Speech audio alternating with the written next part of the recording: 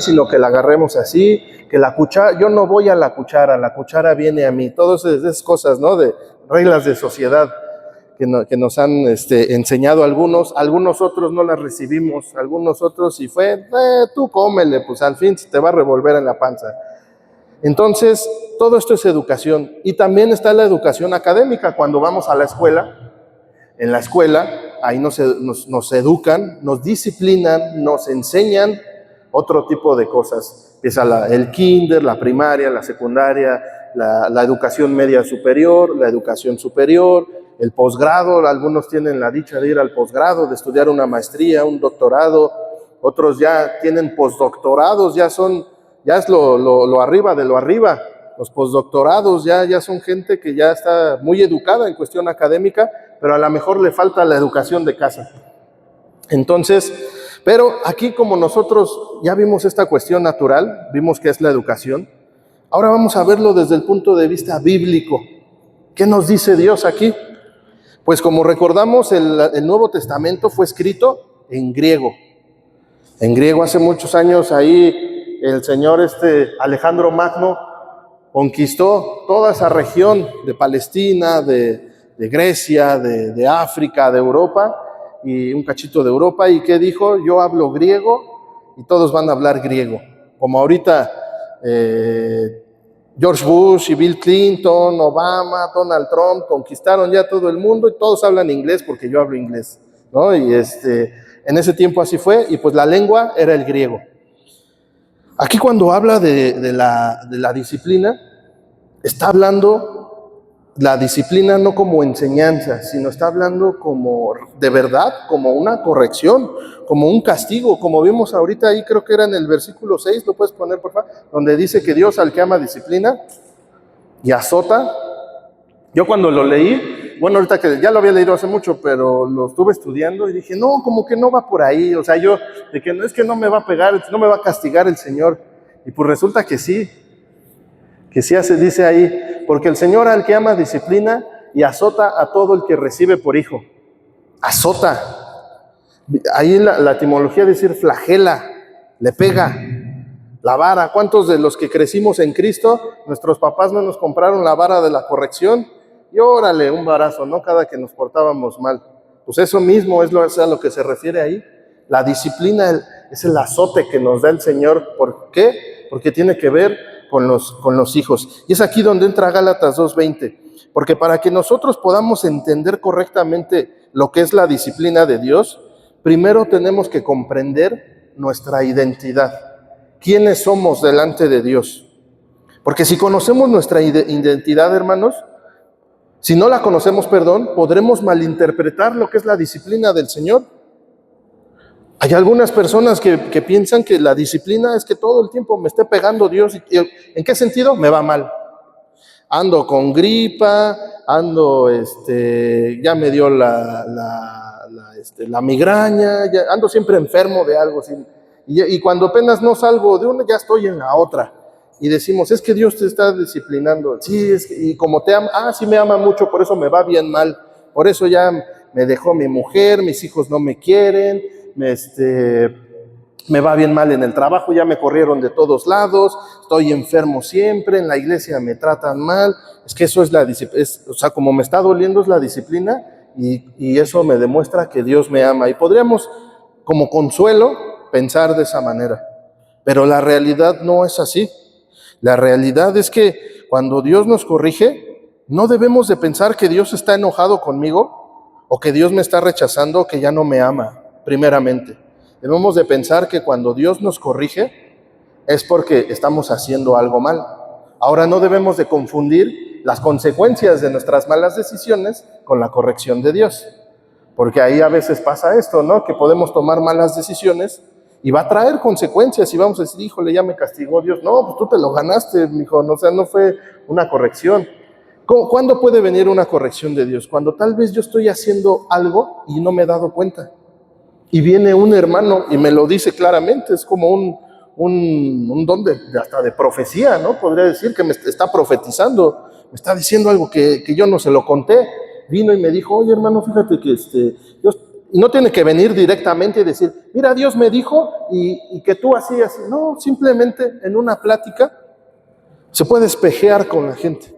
Y el hermano tal vez nos cuente alguna situación o nos diga algo que nosotros no le hemos contado y es Dios que nos está empezando su disciplina.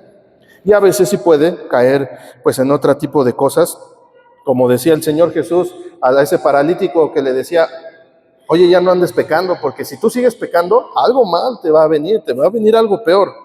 Tranquilo. Vamos a entender qué es lo que nos está diciendo Hebreos. Primero debemos de entender que cuando el autor de los Hebreos está hablando de disciplina, es que Dios nos va a disciplinar porque somos sus hijos.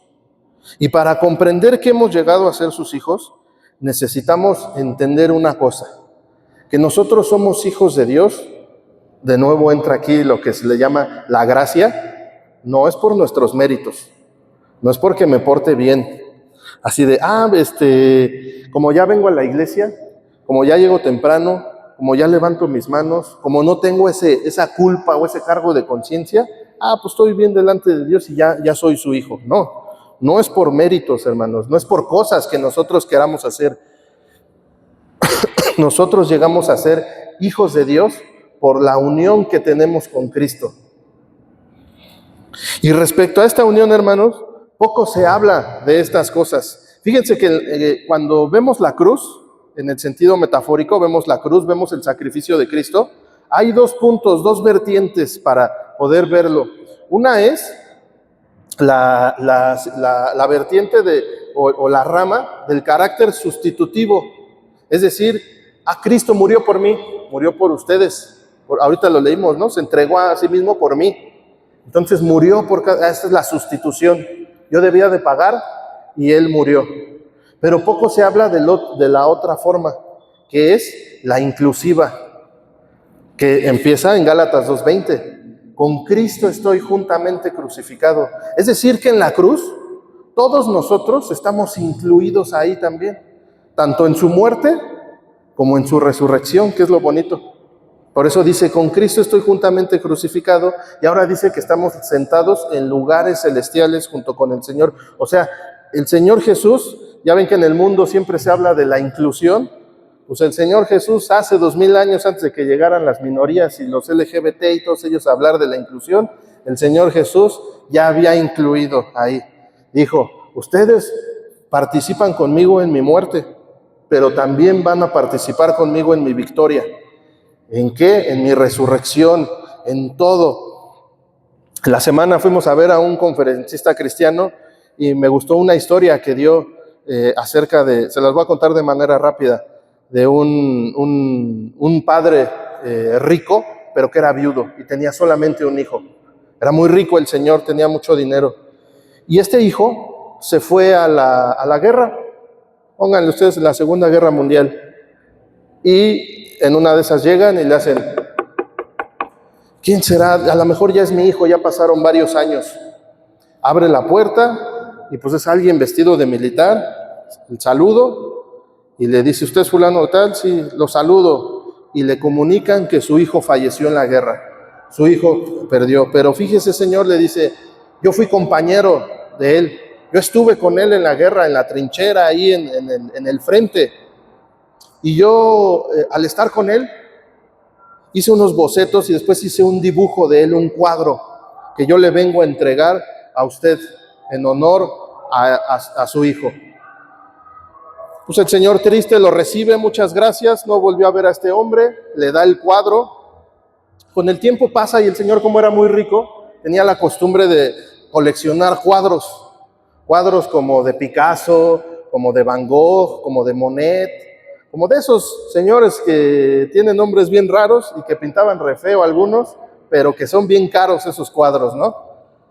De Botero, ahí pónganle ¿cómo se llama? De Frida Kahlo, no sé, todos esos cuadros, ¿no? Pero bien carísimos que cuestan millones de dólares.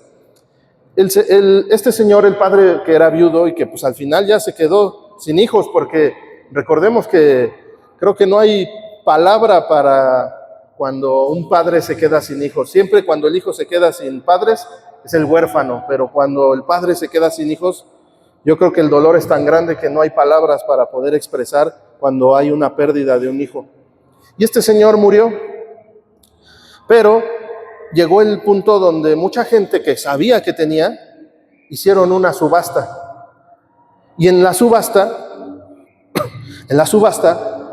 empezaron a poner los cuadros que tenía, todas sus pertenencias, ¿no? Y los cuadros. Pero ahí enfrente había el cuadro de su hijo. El cuadro de su hijo también estaba en subasta. Y empieza el que lleva la subasta y dice, bueno, vamos a empezar la subasta, pero para empezar vamos a subastar este cuadro que ven aquí. Este cuadro es del hijo del antiguo dueño de todas estas pinturas, y es un cuadro, ese no es de un pintor renombrado, no es de nadie, pero es el cuadro. Dijo, vamos a empezar con esta subasta. Como no tiene un valor todavía, vamos a empezar la puja con $10. ¿Quién da $10? Y pues nadie lo quería, ¿no? No era de Picasso, no era de Van Gogh, no era de nadie conocido, no valía millones. No, que no quiero nada. $10 a la U. ¿Quién está diciendo $10? ¿Quién dice $10? Nadie decía $10. Nadie decía $10, hasta que llegó el punto donde un señor que hacía el aseo siempre ahí en la mansión, ya viejito también, ya anciano, dice, ¿puedo participar yo también en la puja? Sí, señor, pues si usted trae dinero, pues éntrele. Dice, pues yo quiero comprar el cuadro. Dice, yo vi cómo pues mi señor o la persona a quien yo serví todos estos años amaba mucho a su hijo y veneraba este cuadro en honor a su hijo. Y quiero que seguirlo haciendo hasta que yo muera. Ok, $10. El señor de la limpieza dijo $10 a la una, $10 a las dos, y todos con un desprecio del cuadro, porque no era de un pintor reconocido, y $10 a las tres. Vendido al Señor. ¿Y qué cree, Señor? En el testamento dice que aquella persona que se llevara el cuadro se iba a llevar con él todos los demás cuadros y toda la mansión, y todo iba a ser para usted. Y la gente se sorprendió porque como venía esto era como una trampa, por así decir. Pero esta historia ilustra este versículo que leímos de Gálatas 2:20. Porque cuando nosotros recibimos a Cristo, Él es el Hijo, nos llevamos todas las riquezas con Él. Es donde el Señor nos incluye. El Señor nos incluye en todas estas cosas. Cuando nosotros le recibimos al Hijo del Padre, al Hijo del Señor Todopoderoso, de Jehová de los ejércitos, al Hijo del Creador, al Señor Jesucristo, el Padre nos da todas las otras riquezas que luego ya nuestro hermano Absalón nos ha dicho, nos ha compartido varias veces. Las riquezas del amor, de la justicia, de la fidelidad de Dios, de la fe, de la vida. Todas estas cosas hermosas nos las da. Y entonces cuando entendemos, hermanos, este carácter sustitutivo de la cruz y el carácter inclusivo también, empezamos a ver quiénes somos. Surge la pregunta, ¿quién soy? Voy a Gálatas 2:20 y dice, con Cristo estoy juntamente crucificado, ya no vivo yo, mas Cristo vive en mí. O sea que antes de Cristo solamente era yo. Estaba muerto en mis delitos y pecados. No necesitaba otras cosas porque estaba muerto. Un muerto no siente, no tiene voluntad, no piensa, no hace nada. Ahí está. Si al cadáver agarran y lo mueven para acá, pues él se deja porque no se puede. Y si al cadáver de nuevo lo mueven para el otro lado, así. Y así es, el diablo nos iba moviendo para todos lados. Mira, hijo, le decía, porque pues antes éramos padres, hijos del diablo, ¿no? El padre de mentira. ¿Y qué hacíamos? Que el diablo nos decía, mira, te voy a poner este vicio, póngale la etiqueta que quieran. Y ahí nos jalaba y ahí íbamos para acá. No, ahora ese vicio ya no, ahora me voy al otro, te voy a llevar a este otro vicio acá. No, ahora te voy a llevar a los dos, espérate, aquí te los junto. Ya, y nos jalaba así, el diablo agarraba. ¿Qué trabajo tan pesado el del diablo, no? Andar cargando muertos. Y andar, ya te llevé para acá, y así vamos nosotros, no teníamos decisión. Cristo, aun cuando estábamos así, nos dijo, como en ese valle de huesos secos, pues que tenga vida. La palabra hizo, como en aquel tiempo del Génesis, sea la luz, produzca la tierra seres vivientes, produzca el mar seres vivientes, y la palabra se hizo carne en nosotros y tuvimos vida. Y ahora ya estamos vivos, me puedo mover. Y si alguien nos viene y nos dice, mira, así como le hacen esos, así, ¿no? Que se sacan lo que traen, ¿qué hacemos nosotros? Ya no, ahora sabemos decir no. Y con esto, ¿qué, hermanos? Ya decimos ahora que estamos vivos. La muerte ya no está señoreada sobre nosotros, ya no nos domina la muerte. El pecado no nos asedia ahora. Esta es la verdad del Evangelio, mis hermanos. La verdad del Evangelio es que Cristo murió por nosotros, pero Cristo nos incluyó también tanto en su muerte como en su resurrección. Esta es la verdad del Evangelio. Y algo que debemos de entender también es que nosotros, más bien, ya no somos nosotros. Ya no es Arturo, ya no es Karen, ya no es Eric, ya no es el hermano Absalón, ya no es David, ya no es José Luis, ya no somos nosotros. Y no es que hayamos perdido la identidad, sino que adquirimos una nueva identidad. Ahora somos Cristo. Por eso dice que somos su cuerpo. Imaginen, si me cortan la cabeza, de aquí para abajo, pues es el cuerpo de Arturo, es Arturo, ¿no? Pero también de aquí para acá es Arturo. Si me cortan la mano, es la mano de Arturo. Entonces, todo eso sigue siendo. Entonces, ahora nosotros somos Cristo, también somos un cuerpo en Cristo. Esta es nuestra identidad. ¿Y quién es Cristo? El Hijo de Dios. Por consecuencia, a nosotros nos ha hecho hijos también. Ahora por eso decimos, ya no vivo yo, mas vive Cristo en mí. Nuestra identidad ya no está determinada por aquello que fuimos, sino nuestra identidad está determinada en Cristo. Y como hemos recibido al Hijo, pues ahora recibimos al Padre también. Y aquí debemos de precisar esto, hermanos, de manera importante. No debemos de decir que el Padre solamente ama a Cristo. Es que como es Cristo en mí, no me ama a mí, ama a Cristo que lo ve en mí. No, sí nos ama. Recordemos que dice Juan 3:16. De tal manera amó Dios al mundo. No dice amó Dios a Cristo, o sea, amó Dios al mundo y dio a su Hijo. Entonces, el Señor sí nos ama. Dice un canto que luego cantamos los jueves, ¿no? Ese de cuando yo sentí el amor de Dios. Dice, tan grande amor es el Señor que no puedo comprender, que me amara a mí. Dice, siendo lo que fui. Y a veces, hermanos, estamos en una posición sin disciplina y nos ama siendo lo que somos todavía. Porque a veces tenemos todavía cargando cosas. Ahorita vamos a leer esa parte de la palabra de Dios. Entonces, recordemos esto. El Señor ya nos ama. Nos amó desde antes de la fundación del mundo. Nos amó cuando estábamos muertos en delitos y pecados y nos ama ahora cuando tenemos al Hijo. Vamos a leer Efesios 1:5. Digo, se los puedo decir así bien fácil, ¿no? Eso es lo que yo creo. No, eso es lo que dice la palabra de Dios. Dice, en amor, habiéndonos predestinado para ser adoptados hijos suyos por medio de Jesucristo, según el puro afecto de su voluntad. Vamos a leer Gálatas 4, del 4 al 6. Pero cuando vino el cumplimiento del tiempo, Dios envió a su Hijo, nacido de mujer y nacido bajo la ley, para que redimiese a los que estaban bajo la ley, a fin de que recibiésemos la adopción de hijos. Y por cuanto sois hijos, Dios envió a vuestros corazones al Espíritu de su Hijo, el cual clama, Abba, Padre. Por eso ahora podemos decirle, papito. Abba es como papi.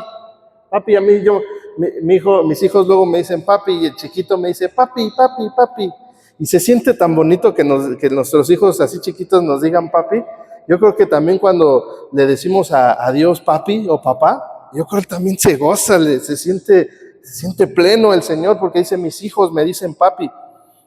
Y precisamente, hermanos, porque ahora somos sus hijos, el Señor nos disciplina, porque nos ama. Ahora ya podemos entrar de verdad a Hebreos 12, y vamos a empezar a leer Hebreos 12, vamos a discernir lo que dice todo este texto, desde el 1.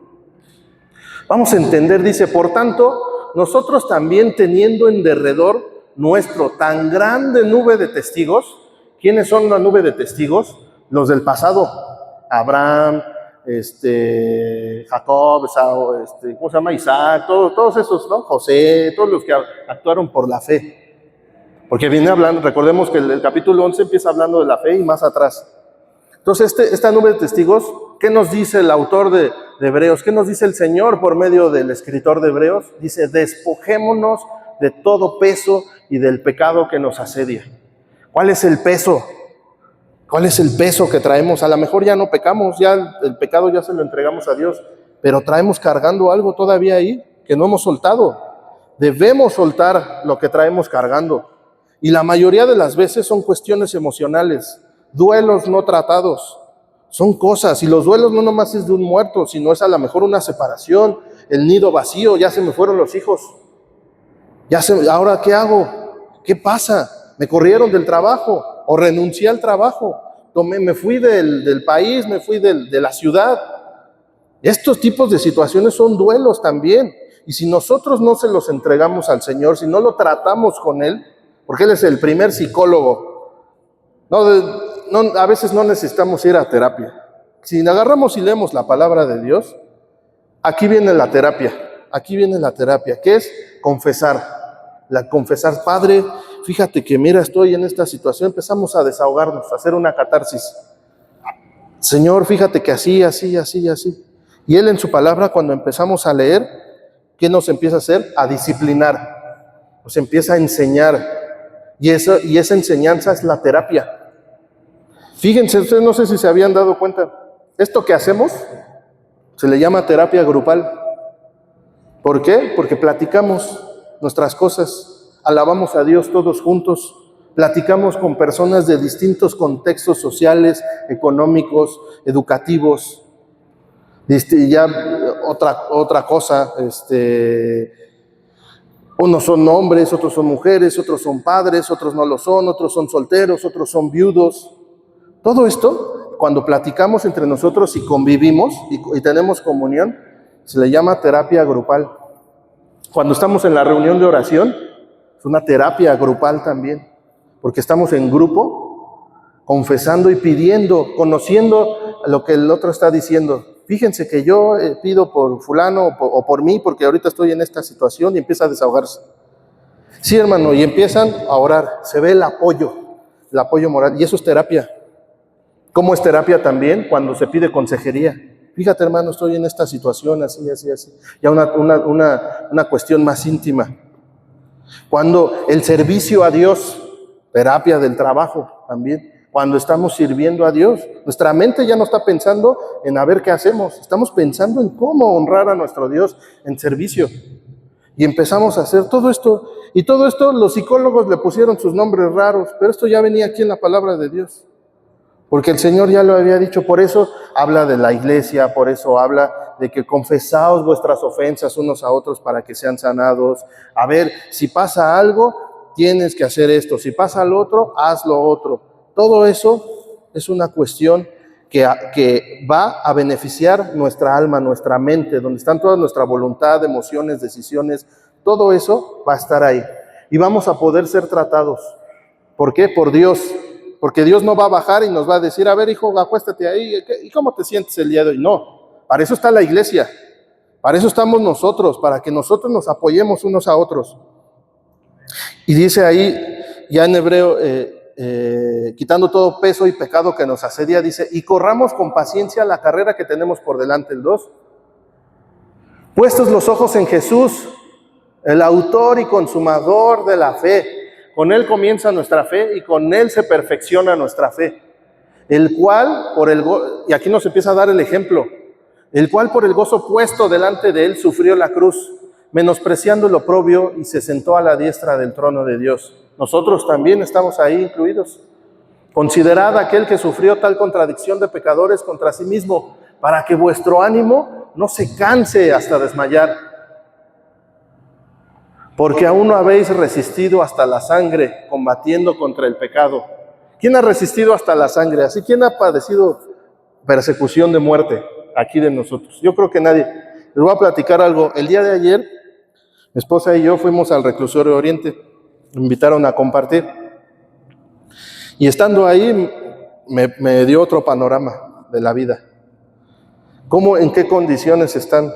Y digamos, están pagando una condena, ¿no? Porque hicieron algo.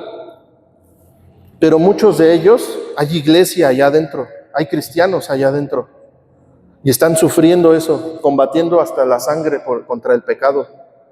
Porque no tienen otra opción, lo único que tienen es a Cristo. Y a mí me comentaban, dice, ¿sabes cómo? Yo les pregunto, parezco periodista, y le digo, oye, ¿cómo a uno de ahí? ¿Cómo es aquí? ¿Cómo vives? Dice, pues en una celda como de 4x4 dormimos 23 personas. 23, dice, pero cuando yo entré la primera vez, dice, éramos más, y te duermes parado. Si no te duermes parado, te pegan, y te están ahí dando, órale. Dice, así durante un rato. Dice, ya ahorita, le digo, ¿y ahorita qué haces después de la convivencia y todo esto? Ah, pues ya nos guardan, y ahí los 23, ahí están. Ya están metidos 23 personas en un 4x4. Ahora, si hay, dice que están así como literas, pero duermen ahí al lado del baño. Ahí está. Y luego me enteré de otros testimonios de otras personas, porque hay un pastor ahí, y platiqué con el pastor de allá adentro, y me decía él también, ¿sabes qué? Dice, una vez me trajeron a un señor que, dice, ahora sí que lo dejaron como Santo Cristo. Los mismos presos, cuando entró, le pegaron y lo dejaron todo molido. ¿Qué hizo? Dice, ahí se lo traemos, pastor, para que lo convierta. ¿Qué pasó? ¿Qué hizo este señor? Dice, pues resulta que este señor ponía a trabajar a niños de la calle para él. Dice, entonces si ellos no vendían o no llegaban con la cuota, se los violaba. Dice, y si llegaban con la cuota, los violaba también. Entonces, es una cuestión muy fuerte. Y estaba así, y le pegaron, me dice el pastor, dice, no, pues hasta yo pónganmelo para darle yo también, ¿no? Pero ya llevaba un contexto. Este señor empezó a contarle al pastor que él desde los no sé cuántos años, desde chiquitito, su papá le hacía lo mismo. Luego sus hermanos hasta los 14 años. Imagínense vean ahí a mi hijo así chiquitito, desde esa edad hasta como mi hijo, los 15 años, mi primo, ¿cómo se llama? Mi sobrino Samuel. Imagínense hasta esa edad, todos los días, combatiendo hasta la sangre contra el pecado. Hemos hecho eso, hermanos. A mí me abrió, me choqueó este tipo de situaciones. Y aún así vemos el amor de Dios y cambia completamente la percepción de lo que tenemos por disciplina. Ahora la disciplina, vamos a ver adelantito, como vimos al hijo, ahora ya dice, y habéis olvidado la exhortación que como a hijos os dirige diciendo, hijo mío, no menosprecies la disciplina del Señor, ni desmayes cuando eres reprendido por Él. Porque el Señor al que ama disciplina y azota a todo aquel que recibe por hijo. Cuando decimos, como en Gálatas 2:20, que Cristo vive en mí, ya comprendemos que somos hijos y que Dios nos está disciplinando. ¿Por qué? Ahora, ¿por qué nos disciplina? ¿Por qué nos educa? Y a veces, ¿por qué nos corrige con un castigo? Porque hay que decirlo así, se le llama castigo. Eso significa, cuando dice azotar, significa flagelar, significa castigo. Es una cuestión que en la psicología también se le llama, creo que a través del conductismo, la recompensa, ¿no? Te portas bien, ahí está tu premio. Te portas mal, toca pala o vara, ¿no? O unas nalgadas.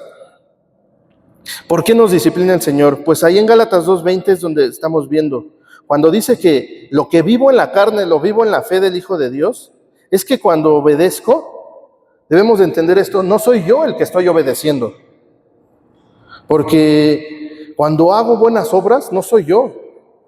O bueno, a veces las hacemos por cuestiones de ego, ¿no? Para que me vean. Para que me vean que estoy haciendo, ¿no? Muchos piensan que a lo mejor ahorita se está haciendo esto y que yo lo hago, que lo voy dirigiendo, pues como yo vivo aquí, que es para yo ensalzarme, para yo creerme, para yo esto. No me conocen, no conocen mi corazón. No saben qué es lo que pienso, qué es lo que siento. Yo le decía la otra vez a una hermana, me salió más caro venirme a vivir acá, le digo, que estar en otro lado. No descanso, la verdad. Y entonces podríamos pensar que es eso, pero no, cuando empezamos a obrar de manera genuina, se empieza a ver algo. Y les voy a decir algo que va a sonar raro, va a sonar muy distinto. Y es que cuando estamos sirviendo, cuando estamos obrando, como les digo, no debe ser por nuestra propia cuenta. Es decir, que como les decía, el servicio debe ser genuino. No debe ser de nosotros, porque si estamos pensando en hacer obras, ya no es Dios, soy yo. Cuando yo me quito, yo les digo a veces a mis hijos, a mi esposa, le digo, el mundo en Dios o el mundo cristiano, le digo, es el mundo al revés. ¿Quieres tener algo? No lo desees. Por ejemplo, dice ahí, busca el reino de Dios y su justicia y todo lo demás vendrá añadido. Pero a veces, ¿qué pasa? En el mundo nos enseñan a buscar la añadidura. Y ya después va a venir el reino. No, acá nos dice el Señor, busca mi reino. Ya después, ¿qué necesitas, hijo? ¿Un carro? Órale, ahí está. ¿Necesitas algo para que hagas? Órale, ahí está. Solito viene sin pensarlo. Ahí en Jeremías 29, cuando dice el Señor, yo tengo planes, yo tengo buenos pensamientos, de bien, no de mal. Y empieza a decirles que Él tiene planes para ellos. Pero dentro de esos planes que tienen, está otro plan ahí, escondidito. ¿Qué es? Es que busca Dios el corazón del hombre. Es eso realmente. Entonces, a veces nosotros para obtener algo, y mismo Dios es así, Dios tiene un plan para nosotros, pero su objetivo no es el plan que nos vaya bien. Sí lo quiere, pero no ese es el objetivo. El objetivo es que quiero tu corazón, hijo. Y en el mundo de Dios, en el mundo cristiano, en el mundo del Señor, así es.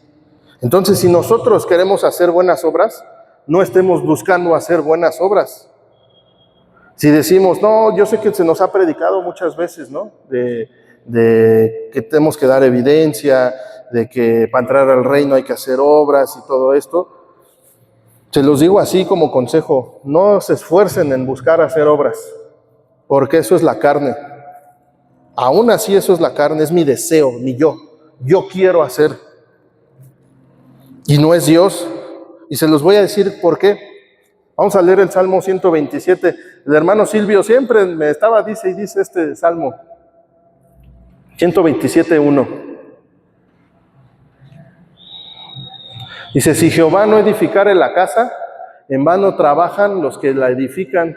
Si Jehová no guardare la ciudad, en vano vela la guarda. O sea, está hablando ahí de que ahí están los constructores y de que están los guardias. Pero también dice que el Señor es el que edifica la casa, no el constructor. Ahí dice que el Señor es el que cuida la ciudad, no el velador. Entonces, cuando yo me pongo a buscar hacer obras, necesito hacer, tengo que hacer. ¿Para qué? Es la carne, porque va a sentir mi satisfacción de, ya cumplí, ya hice. Ay, no, y hasta se siente bien padre, ¿no? Yo ya cumplí, yo ya vine el domingo, ¿no? Y es más, llegué desde la oración, ya cumplí. Ya. Es la carne que se está revelando, y la disfrazamos de una actividad espiritual. Por eso yo les digo que cuando estemos con el Señor no nos va a decir, cuando estemos ahí con Él, ¿no? Frente a Él y nos diga, a ver, hijo, pues, ¿qué crees, hijo? Te voy a pasar de este lado porque no aprobaste. ¿Por qué, Señor? ¿No profeticé en tu nombre? ¿No eché fuera demonios? Llegué re temprano, yo iba todos los días a la iglesia, vivía ahí en la iglesia, me dedicaba a hacer todos los días cosas, tocaba la alabanza, ya metimos nuevas, ya predigo mejor. Me va a decir, ¿y el Señor qué me va a decir? Ahí habla de dones, ahí en Mateo 25. ¿Y qué dijo? No, chavo, no te conozco. ¿Y a quién va a decir? Mira, de verdad lo que a mí me importa es esto. Cuando tuve hambre, me diste de comer. Un día tuve sed y me ofreciste agua. Un día estuve recluso y me fuiste a ver. Un día estuve enfermo y oraste por mí. Me tendiste la mano, me ofreciste la ayuda. Un día no tuve dónde quedarme, fui extranjero. Y tú me diste tu casa, me diste tu techo. ¿Y qué le van a decir unos? Señor, ¿cuándo hice eso? Dice, me lo hiciste. Dice, pues ¿qué crees? Mira, todas esas personas que se lo hiciste, a mí me lo hiciste. Vente, hijo, como me lo hiciste, pásale ahora sí Ah, mira, ahí está la mesa, ahí siéntate con tus compadres de Pedro, Juan, Mateo, Lucas, todos esos, ¿no? Siéntate ahí con ellos y luego voy a pasar yo y me va a decir lo mismo. Mira, cuando tuve hambre, nomás me viste así y te seguiste. Cuando tuve sed, no me diste agua. Cuando estuve en la cárcel, no me fuiste a ver. Tú sabías que yo estaba donde estaba y no me fuiste a ver. Estuve enfermo y no me fuiste a cuidar al hospital. Pasé y pedí posada y no me dijiste, pues Señor, pues yo no sabía que eras tú. Dice, pues es que a todas esas personas era yo. Ahora, ¿qué crees? Mira, pues ni modo, te va a tocar de este lado. Y vámonos para allá, no hay segunda vuelta, no hay purgatorio. Decidiste mal. Ahora viene la consecuencia.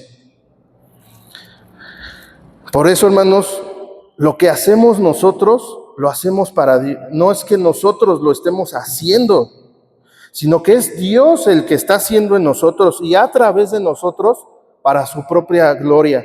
Se lo repito, hermanos, nunca es lo que nosotros hacemos o podemos hacer, sino es lo que Dios hace en nosotros y a través de nosotros, con el propósito de que Él sea glorificado. El Padre actúa por el Hijo y el Hijo actúa en nosotros por el Espíritu Santo. Se lo dice Jesús a Felipe ahí en Juan 14:10. Vamos a leerlo.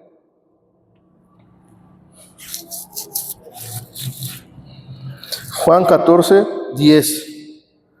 Ahí vamos a ir hasta el 14. Dice, ¿no crees que yo soy en el Padre y el Padre en mí? Las palabras que yo os hablo, no las hablo por mi propia cuenta. Aun siendo Él el Hijo de Dios, aun siendo hombre y siendo Dios, dice que Él no habla por su propia cuenta. Dice, sino que el Padre que mora en mí, Él hace las obras.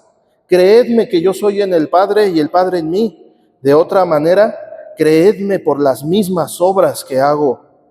De cierto os digo, el que en mí cree, las obras que yo hago, Él las hará también y aún mayores. Aquí no le está diciendo, que luego muchos dicen, no, es que eran los apóstoles. No, aquí es el que cree en mí. No dice, ustedes 12 nomás. No, el que cree en mí, las obras que yo hago, Él las hará también y aún mayores hará. Porque yo voy al Padre y todo lo que pidieres al Padre en mi nombre, lo haré, para que el Padre sea glorificado en el Hijo. Si algo pidieres en mi nombre, yo lo haré. Y hermanos, ¿hasta dónde va a llegar esta disciplina de Dios, este propósito del Señor? Vamos a leer 2 de Corintios 10. Aquí 10, desde el 3. Pablo está defendiendo su autoridad con los corintios, porque le decían, ay, tú Pablo, cuando nos escribes, ay, si eres bien pesado, bien duro, pero cuando vienes, te haces chiquito, ni nos dices nada. Y ahí les empieza a decir cómo pelea él. Y dice, pues aunque andamos en la carne, no militamos según la carne, porque las armas de nuestra milicia no son carnales, sino poderosas en Dios para la destrucción de fortalezas, derribando argumentos y toda altivez que se levanta contra el conocimiento de Dios y llevando cautivo todo pensamiento a la obediencia a Cristo. A veces lo dejamos ahí porque suena bonito, ¿no? Bien padre, gloria a Dios, amén. Pero ¿qué creen? No termina, dice en el 6, y estando prontos para castigar toda desobediencia, cuando vuestra obediencia sea perfecta. Así que hay castigo, hermanos, hay castigo. Si se portan mal, les va a tocar vara, hermanos. Nos va a tocar, ¿no? Nos va a tocar y nadie está exento de que que yo soy el de la alabanza, te va a tocar. Te portas mal, te va a tocar. No, que yo soy el pastor, que yo soy la que pongo las letras. Yo soy el que oro siempre, ¿no? El que doy más dinero. A todos les va a tocar, porque este es el propósito de la disciplina. ¿Cuál es el propósito? De que sepamos usar las armas que nos ha dado Dios. Nos va a enseñar el Señor. Dice que no son carnales, o sea, no vamos a llegar a gritonearle a la gente, no vamos a llegar a pegarle, no vamos a llegar yo soy Juan Camaney y qué dice, y más cochicle y no sé qué. Yo no voy a llegar así. Incluso si ustedes leen el primer versículo, dice, apelo a la mansedumbre y a la bondad de Cristo. Empieza hablando Pablo así de eso y luego habla de guerra. ¿Cómo me hablas primero de que tranquilito y luego de la guerra? Sí, porque las armas que Dios nos ha dado no son carnales. No es de mi yo, no es que yo lo voy a hacer, sino es Dios obrando en mí. Dios va a ser el que va a estar obrando en mí y esas son las armas. ¿Las armas cuáles son? Vámonos a Efesios 6, la espada del Espíritu, la fe, la esperanza, el amor.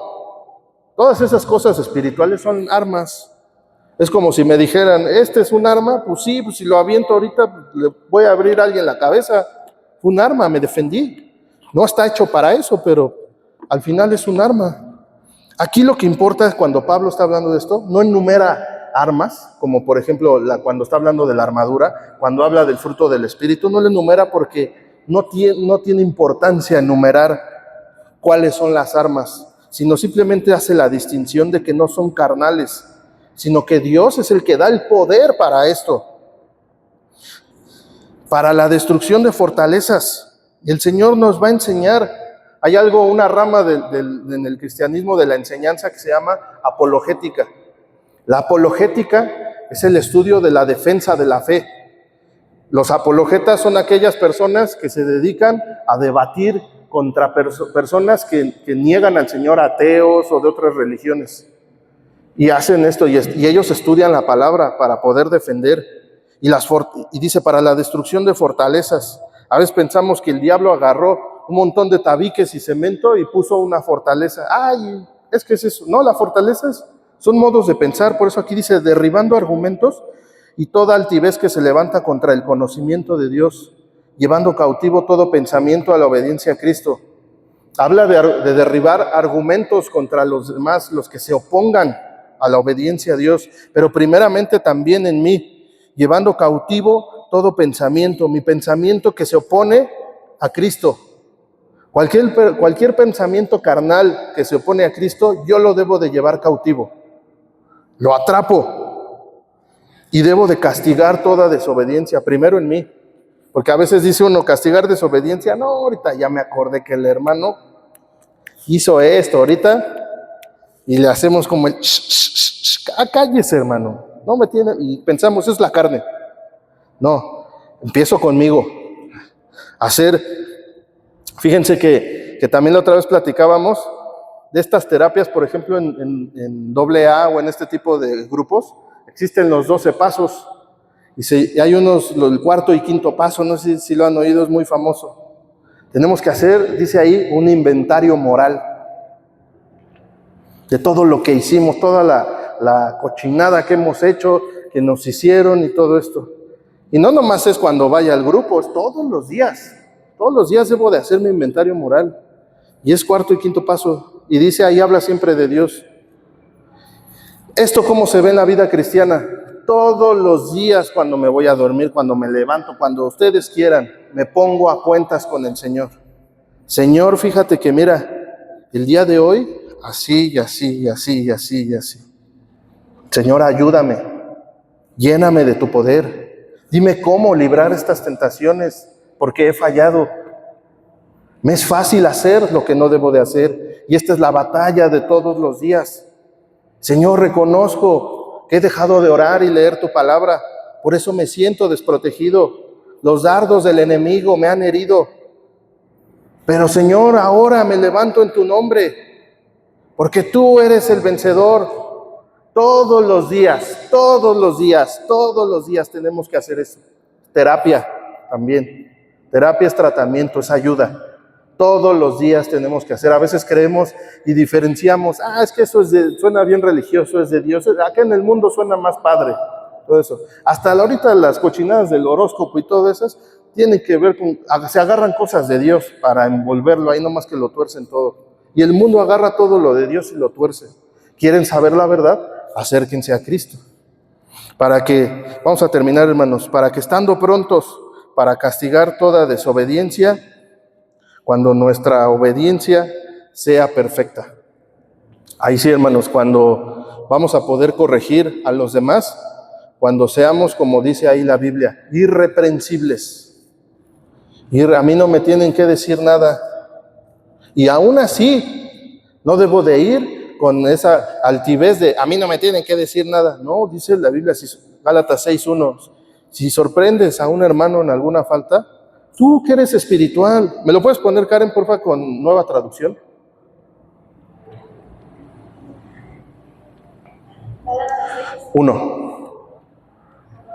Pero en la otra, ahí dice, amados hermanos, si otro creyente está dominado por algún pecado, ustedes que son espirituales deberían ayudarlo a volver al camino recto, con ternura y humildad.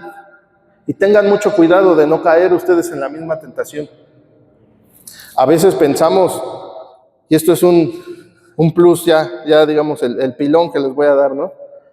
El día de hoy, porque ya terminamos.